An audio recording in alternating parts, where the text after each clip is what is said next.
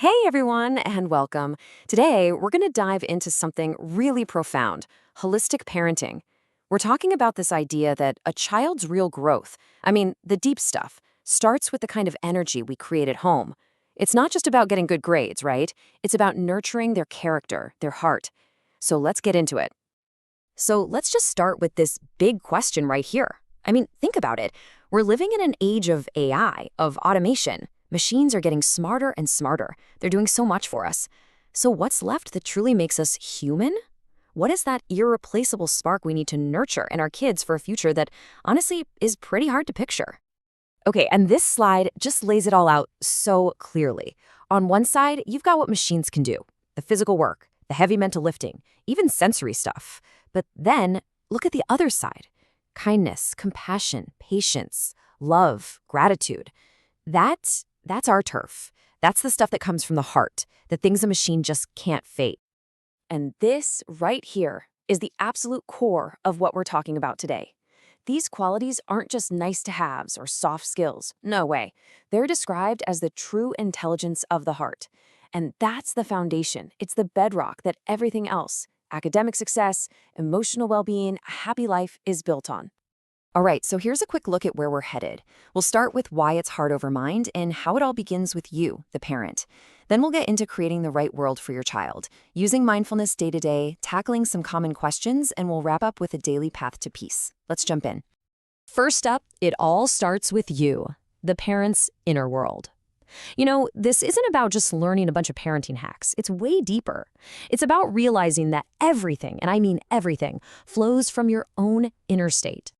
And this leads to something called the mirror effect, which is so powerful. Kids are like sponges, right? They just soak up the energy in a room. So the main takeaway here is your calm becomes their calm. Your patience becomes their patience.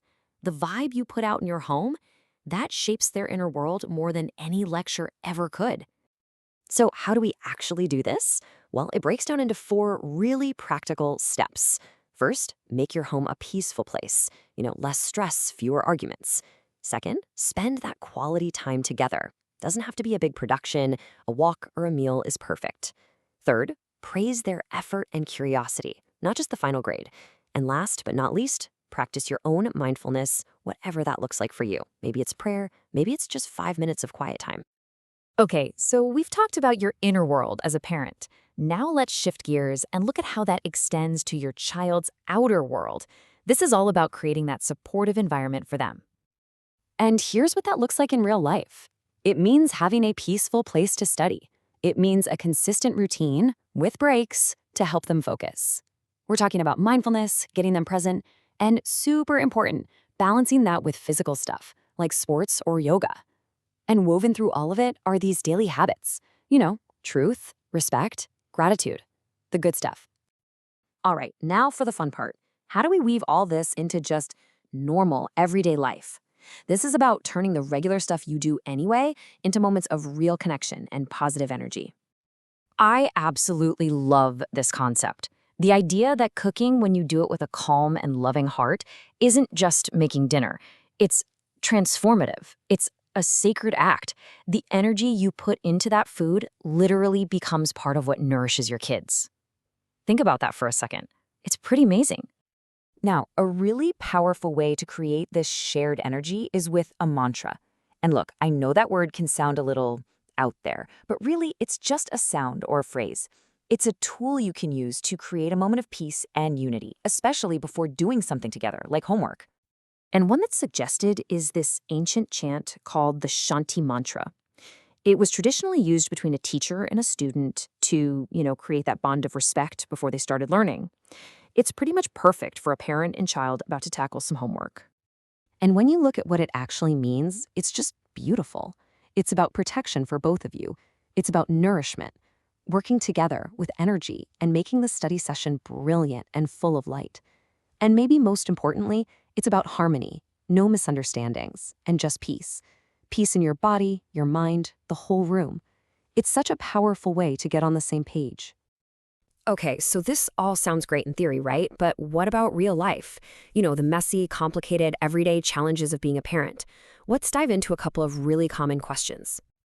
This is a huge one, right? What happens when your child is struggling in school? I think for a lot of us, our first instinct is to panic a little. More pressure, get a tutor, more homework time. But what does this approach say we should do? Well, the focus just completely flips. Instead of adding more pressure, it's all about creating a calm, supportive space. It's about helping them without criticizing, keeping that communication with teachers going. And this is the big one, letting them actually talk about how they feel about it. The solution starts with making them feel safe, not just piling on more work. Okay, next question. This one gets to the other half of the equation. It's not all about grades. What about the kind of person they're growing up to be? So how do you actually build their character? And again, you're gonna see a theme here. It starts with you. You have to lead by example. You have to be the kind, honest, humble person you want them to become. Get them involved in helping others, in service. Show them that true joy comes from giving. You know that saying, character is caught, not taught? That's exactly it. So, how do we make all of this a real daily commitment? Let's wrap up with a really simple tool that can help you stay on this path of mindful parenting day in and day out. Now, please, don't look at this as just another to-do list to feel bad about. It's not that at all. Think of it more like a gentle reflection at the end of the day. Just ask yourself, did we have a peaceful start? Did we have a sacred moment? Did I show appreciation? Did we really connect? Was I calm? And did we feel grateful? It's just a little compass, that's all, to help guide you. And really, if there's one single idea to take away from all this, it's this one right here. It's about shifting from trying to control your kids to just being present with them, mindfully, lovingly.